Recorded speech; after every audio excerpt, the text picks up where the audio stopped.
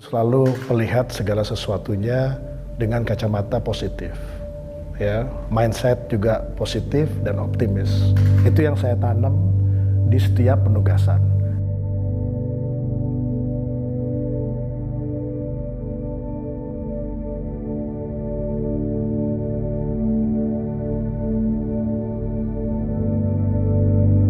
Ya sebenarnya kan gini, di setiap penugasan itu kan ada beberapa inti daripada persoalan. Itu kita mesti petakan dulu. Nah ketika kita memetakan, otomatis kita jadi pingin tahu. Saya nggak ngerti cara buat senjata. Saya tidak ngerti cara buat laras. Saya tidak ngerti cara buat baja. Saya tidak ngerti cara buat turbin. Ya.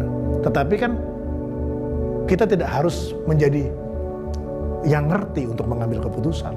Seorang pimpinan itu kan harus ngambil keputusan. Gitu. Dan mendorong teman-teman untuk berkarya, berbuat, dan juga mengambil keputusan melalui delegasi. Itu yang penting. Dan saya nggak pernah bawa orang di setiap penugasan. Ketika ditanya waktu dipindah ke salah satu penugasan, saya menyampaikan nggak perlu Bu, atau tidak perlu Pak, biar saya sendiri. Kunci kita jangan sampai kita terjebak dengan hal-hal yang bisa membuat kita memancing energi negatif. Misalnya, ketika kita melihat seseorang dicari kesalahannya apa ketika masuk, ya, masuk ke kerja. Ini salahnya apa? Salahnya apa? Otomatis yang kita akan dapat negatifnya. Padahal manusia itu diciptakan ada kelebihan dan ada kekurangannya. Seorang pimpinan yang baik bisa mengkombinasikan antara kelebihan yang satu dengan kelebihan yang lainnya, gitu. Misalnya, ya, saya ambil contoh lagi. Seorang pimpinan, khususnya di BUMN misalnya, kadang-kadang atau di pemerintahan, selalu datang dengan ekspektasi akan dilayani. Seorang pemimpin yang baik, ya, sebaliknya, bagaimana dia melayani anak buahnya? Bukan artinya dia bikin kopi anak buahnya, bukan.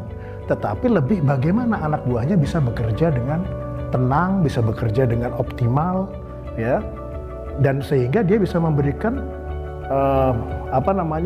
hasil yang juga optimal.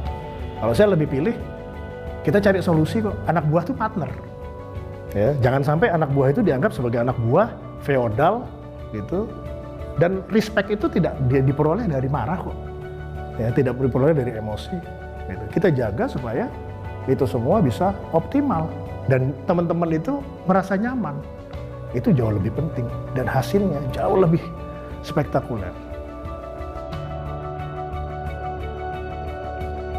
Ya, alhamdulillah saya dikasih kesempatan dulu tuh belajar dari beberapa pimpinan.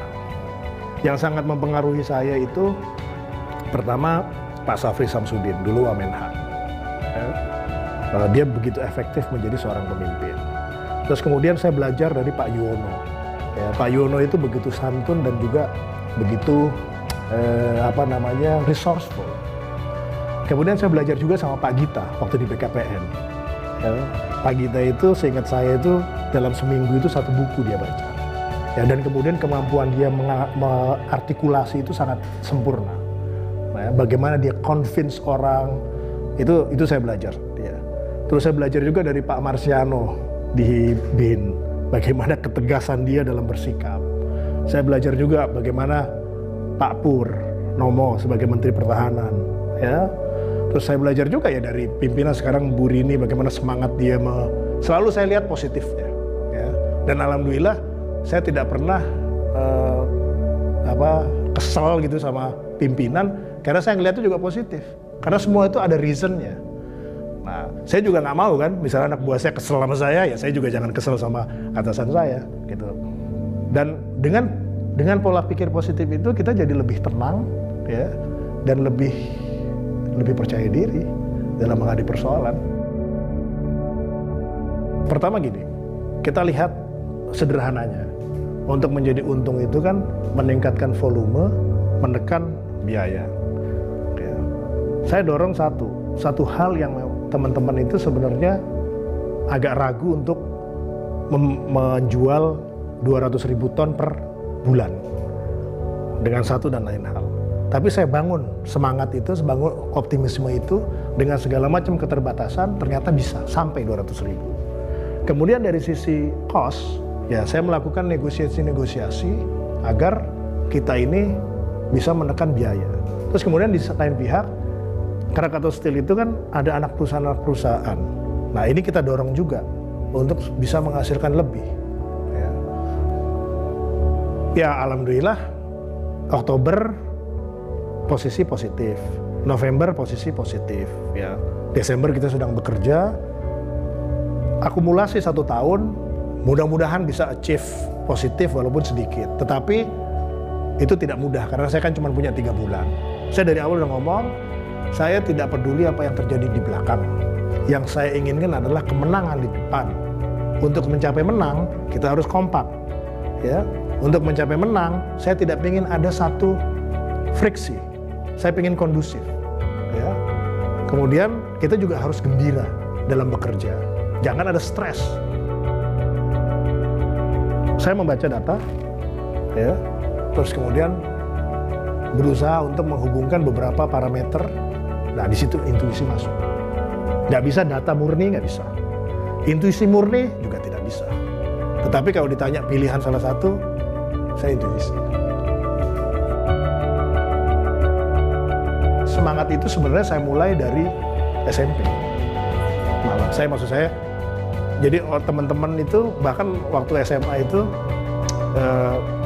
orang pada senang misalnya dugem gitu ya. Kalau saya senangnya diskusi, ekonomi, politik, ya udah nggak bagaimana. Orang kesenangannya itu sebenarnya saya orang yang mengalir, menyangkut sifatnya rezeki gitu, jalanin aja. Dan saya juga tidak pernah menargetkan gitu ya, karena sebenarnya kebahagiaan itu ada pada diri kita, bukan pada suatu angka atau pada orang lain.